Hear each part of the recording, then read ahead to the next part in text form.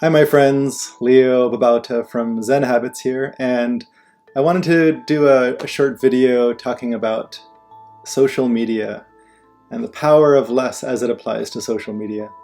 So we start out our days with the best of intentions. We want to do good work in the world, maybe make some kind of meaningful contribution, maybe have good relationships, some health, habits, some mindfulness in our lives. But in general, that doesn't always happen. Of course, there are some good days where that does, but what sidetracks us from that?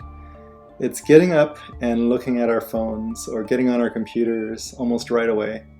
First thing that we do might be to check some messages, answer some messages, dive into email, or maybe we check social media just to see what's going on. And then we get lost in that rabbit hole of messages and social media. And of course, social media hits the dopamine centers of our brain where we get a little bit of a boost, almost like when we go shopping or get some good food. We do the same thing when we go on social media and we see a new message or someone liked our post, or in some way we're validated by things that people comment or like on these platforms.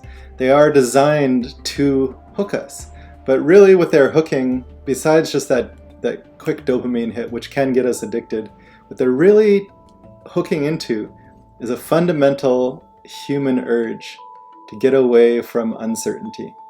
So if you have like a big task or a pile of big tasks to do today, that makes you feel overwhelmed, anxious, stressed, definitely uncertain. You're worried about something, about failing, about not being able to do it, not being good enough.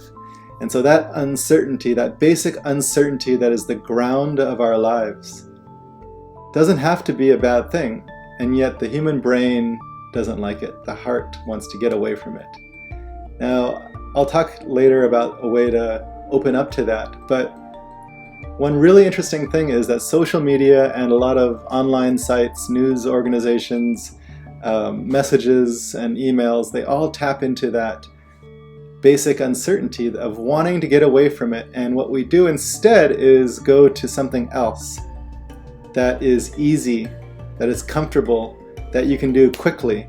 So if you ever procrastinate on, let's say, a big writing task or some other big project that you're supposed to be working on, instead of doing that hard thing, you turn away from it and you go to something easy that will give you the dopamine hit that you know how to do for sure, which is check social media, or online shopping is another version of that, or eating some food.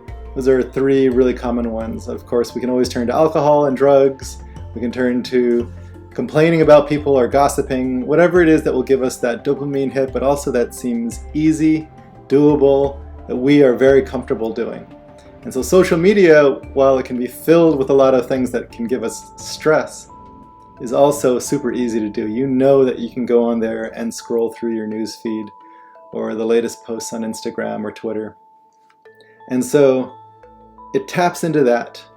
And of course the effects are that we get sidetracked from the beautiful things that we intended to do today. It worsens our health. It gives us more stress. It actually makes our relationships more shallow, and in general, it doesn't give us the things that we would like out of life. And so, how do we get away from being hooked on social media, being hooked by going to something easy that gives us dopamine hits, that helps us to procrastinate and do the things that we don't want to do instead of the things that we really want to open ourselves up to? The answer is, of course, simplifying, but it's also bringing some mindfulness to it. So simplifying in the form of doing less, going on social media less, limiting it less. But when we do that social media, we are there with focus, we are there with intention, with consciousness, and more. And I'll get into that into the next video. The mindfulness portion of it is something that I'd like to talk about too in the next video. And so the next video is going to be how to practice with social media. Thanks, guys.